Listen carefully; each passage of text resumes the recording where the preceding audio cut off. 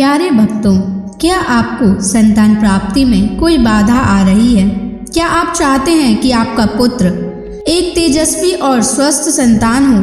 क्या आपके संतान जन्म के बाद बार बार स्वास्थ्य समस्याएं हो रही हैं? तो आपको शनि महाराज का इस मंत्र का जाप अवश्य करना चाहिए, क्योंकि यह मंत्र बहुत ही शक्तिशाली और अचूक मंत्र है।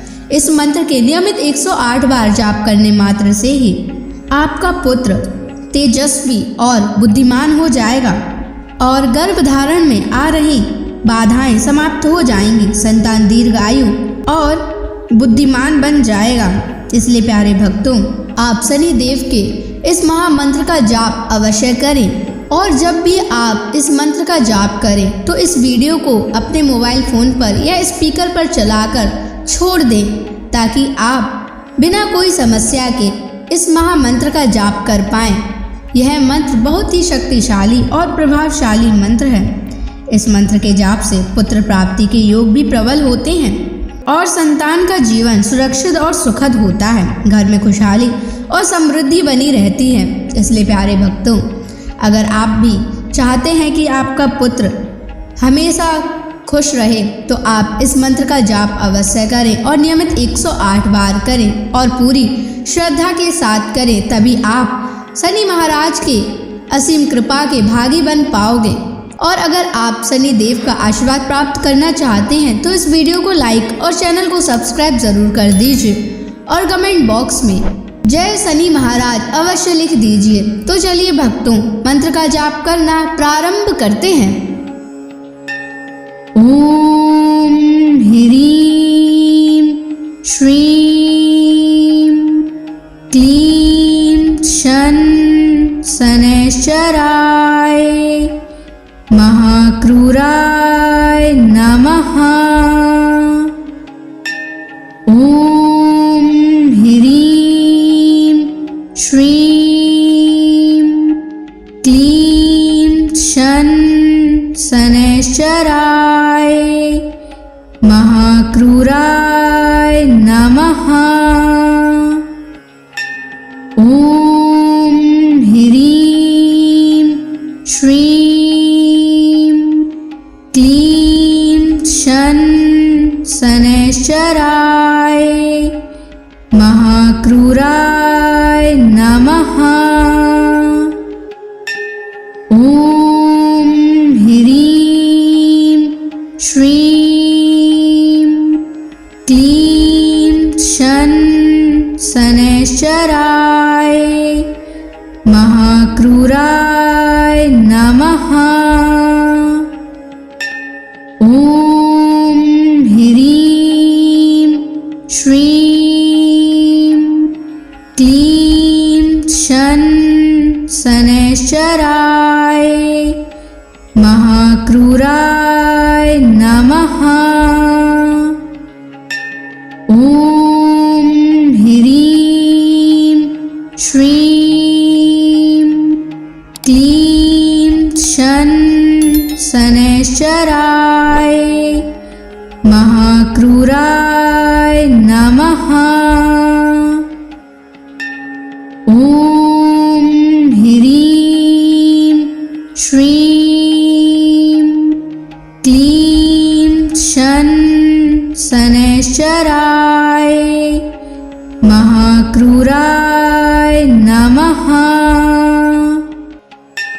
ओम ह्रीं श्रीं क्लीं शन शनैश्चराय महाक्रूराय नमः। ओम ह्रीं श्रीं क्लीं शन शनैश्चराय महाक्रूराय नमः।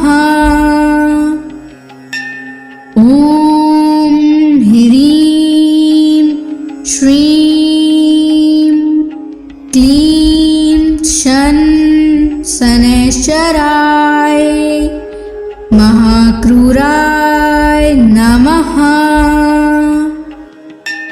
ओम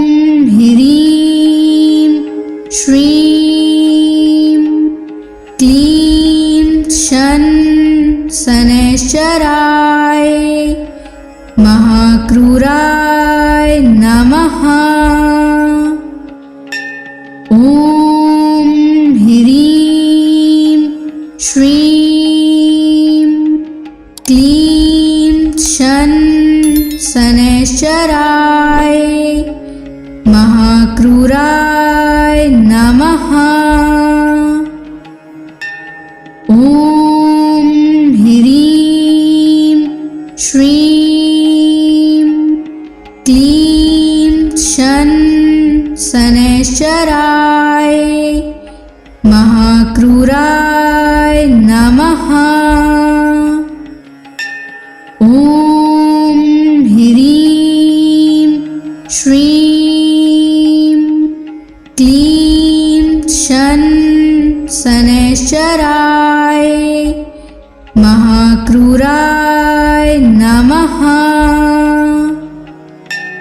ॐ ह्रीं श्रीं क्लीं शनैश्चराय महाक्रूराय नमः। ॐ ह्रीं श्रीं क्लीं शनैश्चराय महाक्रूराय नमः। ॐ ह्रीं श्रीं क्लीं शनैश्चराय महाक्रूराय नमः। ॐ ह्रीं श्रीं क्लीं शनैश्चराय महाक्रूराय नमः। ॐ ह्रीं श्रीं क्लीं शनैश्चराय महाक्रूराय नमः। ॐ ह्रीं श्रीं क्लीं शनैश्चराय महाक्रूराय नमः। ॐ ह्रीं श्रीं क्लीं शनैश्चराय महाक्रूराय नमः। ॐ ह्रीं श्रीं क्लीं शनैश्चराय महाक्रूराय नमः। ॐ ह्रीं श्रीं क्लीं शनैश्चराय महाक्रूराय नमः। ॐ ह्रीं श्रीं क्लीं शनैश्चराय महाक्रूराय नमः। ॐ ह्रीं श्रीं क्लीं शनैश्चराय महाक्रूराय नमः। ॐ ह्रीं श्रीं क्लीं शनैश्चराय महाक्रूराय नमः। ॐ ह्रीं श्रीं क्लीं शनैश्चराय महाक्रूराय नमः। ॐ ह्रीं श्रीं क्लीं शन शनैश्चराय महाक्रूराय नमः। ॐ ह्रीं श्रीं क्लीं शन शनैश्चराय महाक्रूराय नमः। ॐ ह्रीं श्रीं क्लीं शन शनैश्चराय महाक्रूराय नमः। ॐ ह्रीं श्रीं क्लीं शन शनैश्चराय महाक्रूराय नमः। ॐ ह्रीं श्रीं क्लीं शन शनैश्चराय महाक्रूराय नमः। ॐ ह्रीं श्रीं क्लीं शन शनैश्चराय महाक्रूराय नमः। ॐ ह्रीं श्रीं क्लीं शन शनैश्चराय महाक्रूराय नमः। ॐ ह्रीं श्रीं क्लीं शन शनैश्चराय महाक्रूराय नमः।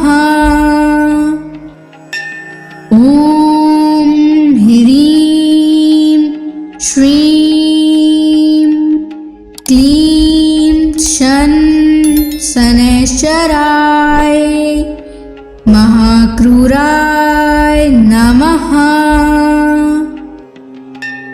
ॐ ह्रीं श्रीं क्लीं शन शनैश्चराय महाक्रूराय नमः। ॐ ह्रीं श्रीं क्लीं शन शनैश्चराय महाक्रूराय नमः। ॐ ह्रीं श्रीं क्लीं शन शनैश्चराय महाक्रूराय नमः। ॐ ह्रीं श्रीं क्लीं शन शनैश्चराय महाक्रूराय नमः। ॐ ह्रीं श्रीं क्लीं शन शनैश्चराय महाक्रूराय नमः। ॐ ह्रीं श्रीं क्लीं शन शनैश्चराय महाक्रूराय नमः। ॐ ह्रीं श्रीं क्लीं शन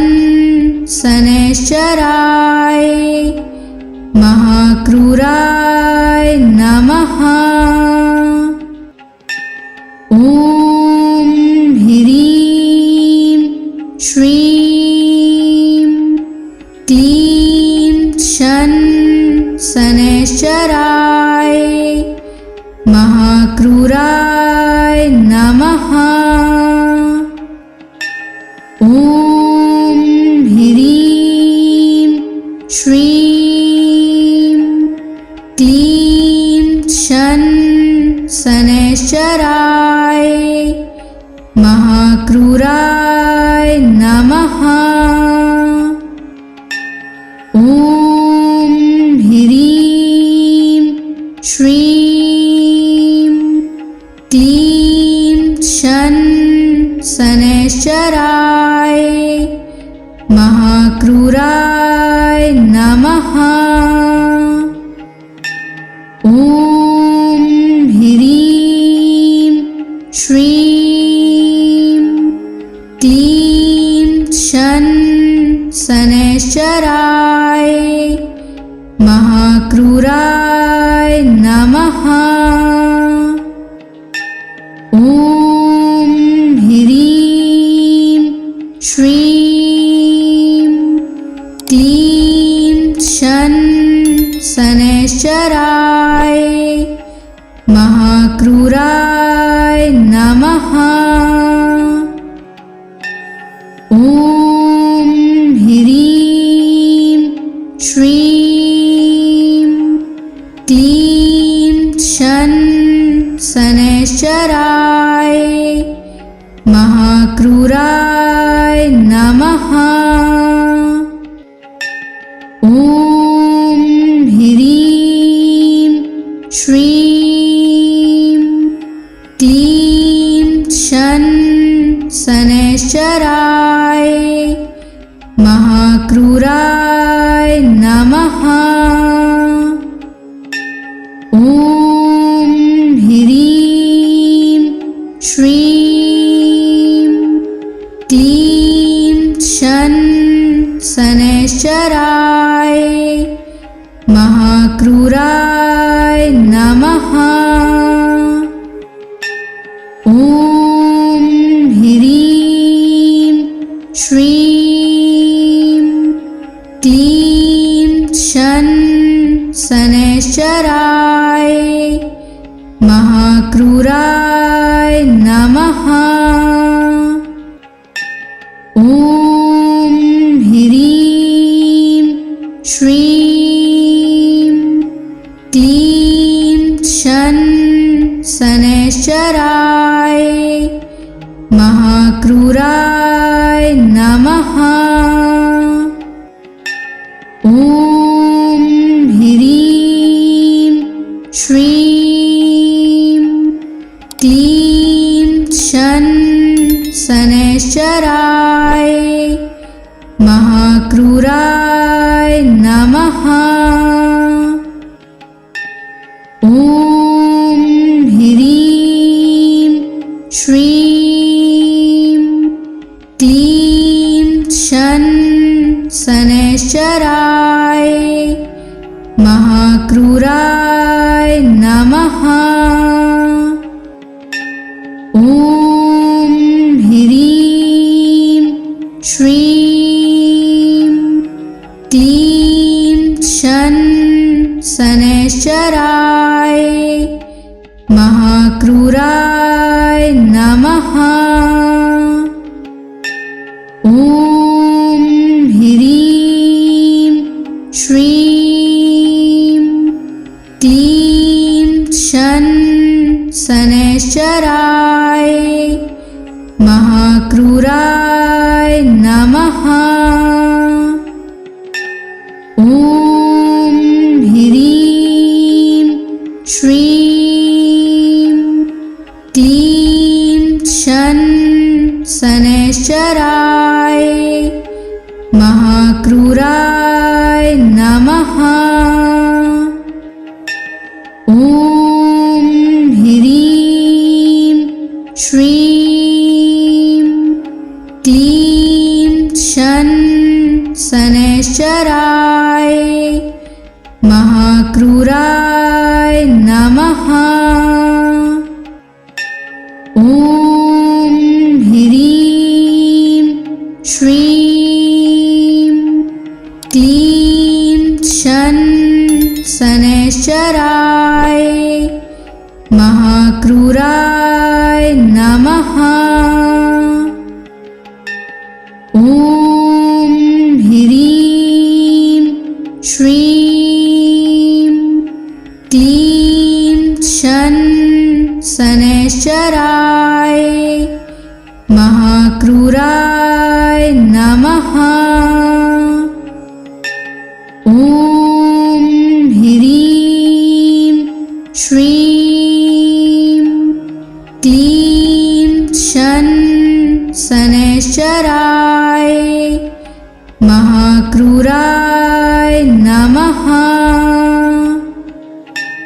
ॐ ह्रीं श्रीं क्लीं शन शनैश्चराय महाक्रूराय नमः।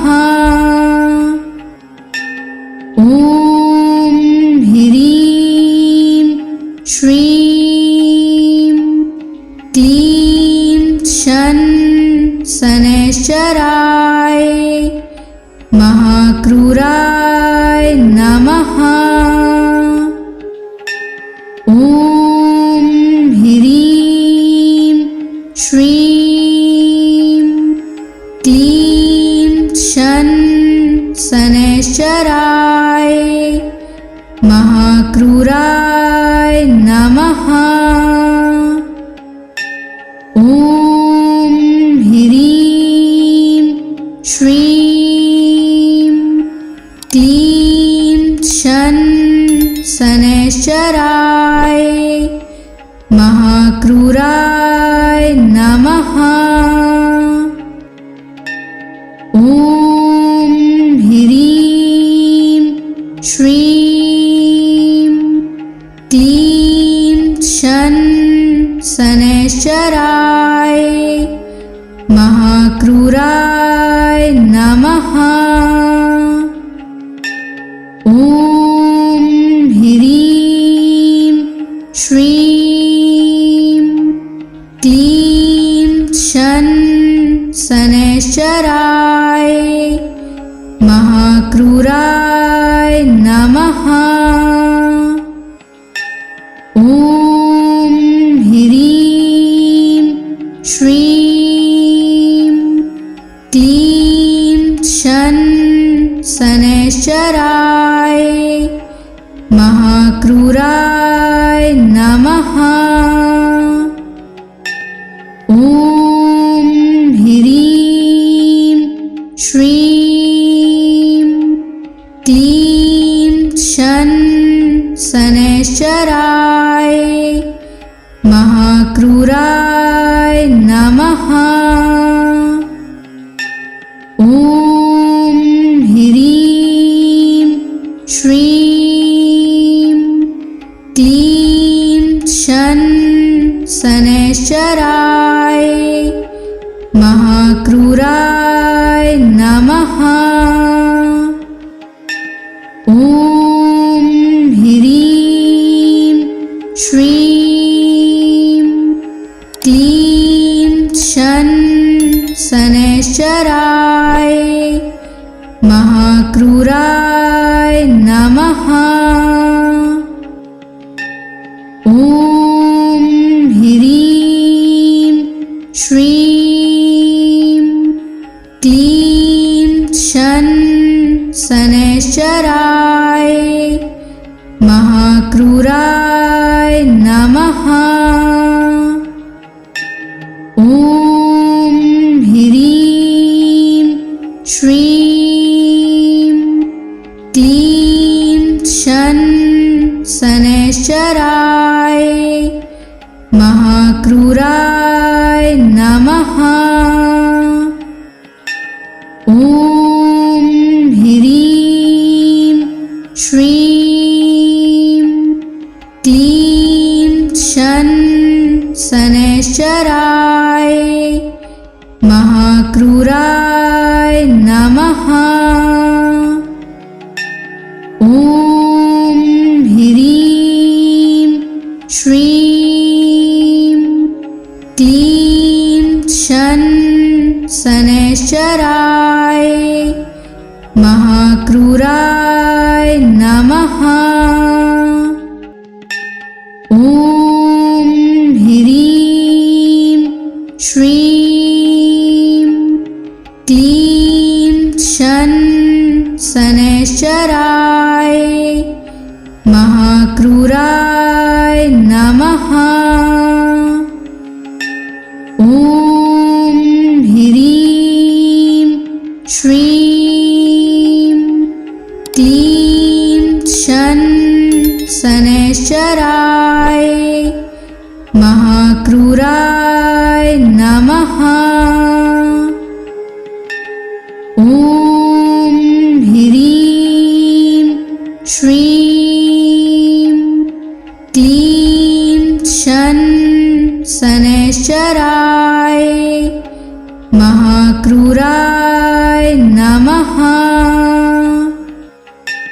ॐ ह्रीं श्रीं क्लीं शन शनैश्चराय महाक्रूराय नमः। ॐ ह्रीं श्रीं क्लीं शन शनैश्चराय महाक्रूराय नमः। ॐ ह्रीं श्रीं क्लीं शन शनैश्चराय महाक्रूराय नमः। ॐ ह्रीं श्रीं क्लीं शन शनैश्चराय महाक्रूराय नमः। ॐ ह्रीं श्रीं क्लीं शन शनैश्चराय महाक्रूराय नमः। ॐ ह्रीं श्रीं क्लीं शन शनैश्चराय महाक्रूराय नमः। ॐ ह्रीं श्रीं क्लीं शन शनैश्चराय महाक्रूराय नमः। ॐ ह्रीं श्रीं क्लीं शन शनैश्चराय महाक्रूराय नमः। ॐ ह्रीं श्रीं क्लीं शन शनैश्चराय महाक्रूराय नमः। ॐ ह्रीं श्रीं क्लीं शन शनैश्चराय महाक्रूराय नमः। ॐ ह्रीं श्रीं क्लीं शन शनैश्चराय महाक्रूराय नमः। ॐ ह्रीं श्रीं क्लीं शन शनैश्चराय महाक्रूराय नमः। ॐ ह्रीं श्रीं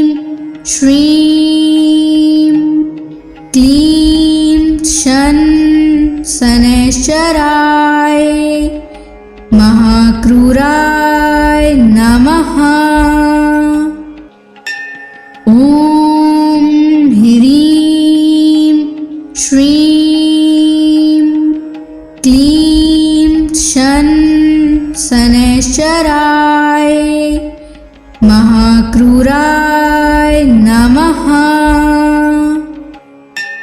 ॐ ह्रीं श्रीं क्लीं शन शनैश्चराय महाक्रूराय नमः। ॐ ह्रीं श्रीं क्लीं शन शनैश्चराय महाक्रूराय नमः। ॐ ह्रीं श्रीं क्लीं शन शनैश्चराय महाक्रूराय नमः। ॐ ह्रीं श्रीं क्लीं शन शनैश्चराय महाक्रूराय नमः। ॐ ह्रीं श्रीं क्लीं शन शनैश्चराय महाक्रूराय नमः। ॐ ह्रीं श्रीं क्लीं शन शनैश्चराय महाक्रूराय नमः। ॐ ह्रीं श्रीं क्लीं शन शनैश्चराय महाक्रूराय नमः। ॐ ह्रीं श्रीं क्लीं शन शनैश्चराय महाक्रूराय नमः। ॐ ह्रीं श्रीं क्लीं शन शनैश्चराय महाक्रूराय नमः। ॐ ह्रीं श्रीं क्लीं शन शनैश्चराय महाक्रूराय नमः। ॐ ह्रीं श्रीं क्लीं शन शनैश्चराय महाक्रूराय नमः।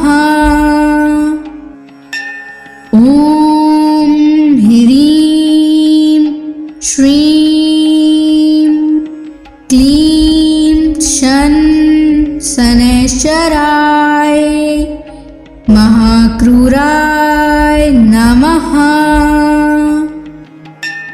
ॐ ह्रीं श्रीं क्लीं शन शनैश्चराय महाक्रूराय नमः। ॐ ह्रीं श्रीं क्लीं शन शनैश्चराय महाक्रूराय नमः। ॐ ह्रीं श्रीं क्लीं शन शनैश्चराय महाक्रूराय नमः। ॐ ह्रीं श्रीं क्लीं शन शनैश्चराय महाक्रूराय नमः। ॐ ह्रीं श्रीं क्लीं शन शनैश्चराय महाक्रूराय नमः। ॐ ह्रीं श्रीं क्लीं शन शनैश्चराय महाक्रूराय नमः। ॐ ह्रीं श्रीं क्लीं शन शनैश्चराय महाक्रूराय नमः।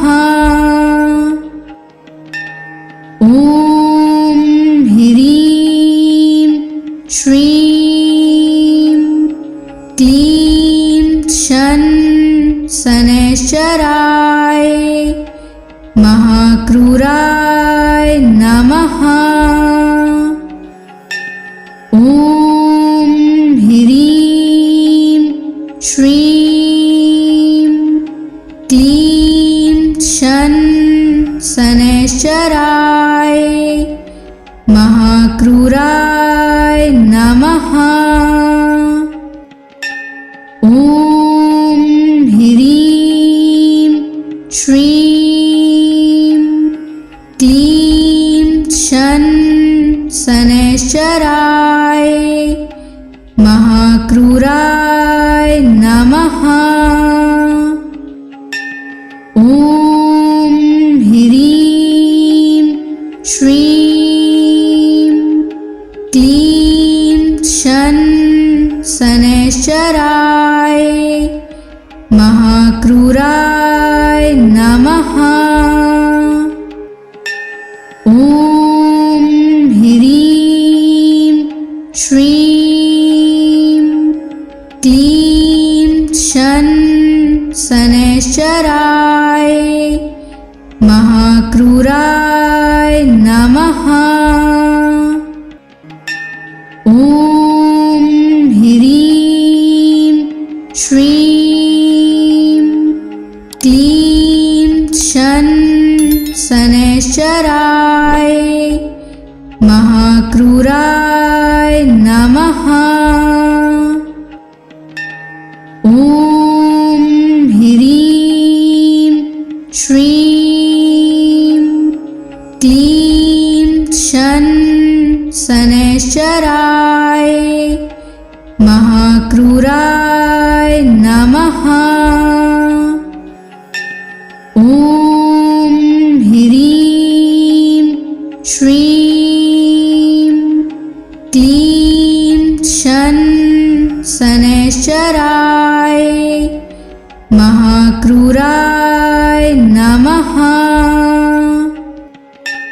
ॐ ह्रीं श्रीं क्लीं शन शनैश्चराय महाक्रूराय नमः। ॐ ह्रीं श्रीं क्लीं शन शनैश्चराय महाक्रूराय नमः।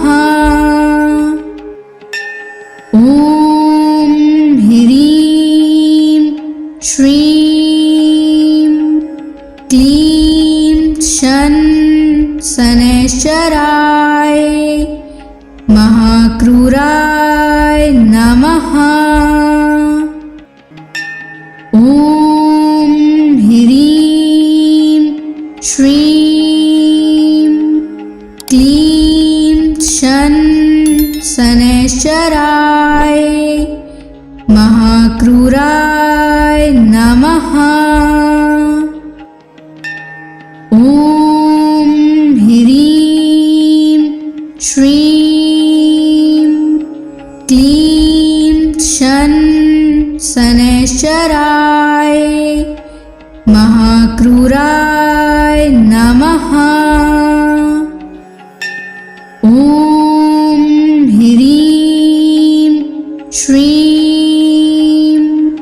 क्लीं शन शनैश्चराय महाक्रूराय नमः। ॐ ह्रीं श्रीं क्लीं शन शनैश्चराय महाक्रूराय नमः। ॐ ह्रीं श्रीं क्लीं शन शनैश्चराय महाक्रूराय नमः।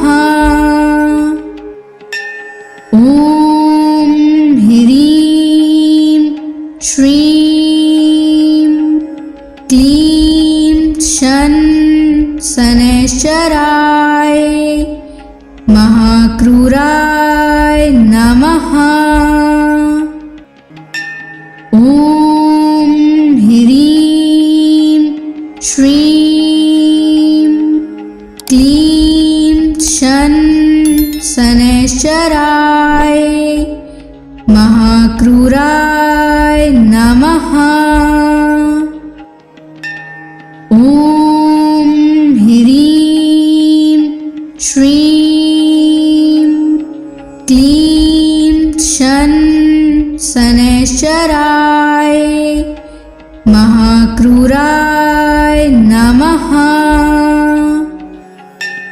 ॐ ह्रीं श्रीं क्लीं शन शनैश्चराय महाक्रूराय नमः। ॐ ह्रीं श्रीं क्लीं शन शनैश्चराय महाक्रूराय नमः। ॐ ह्रीं श्रीं क्लीं शन शनैश्चराय महाक्रूराय नमः। ॐ ह्रीं श्रीं क्लीं शन शनैश्चराय महाक्रूराय नमः। ॐ ह्रीं श्रीं क्लीं शन शनैश्चराय महाक्रूराय नमः।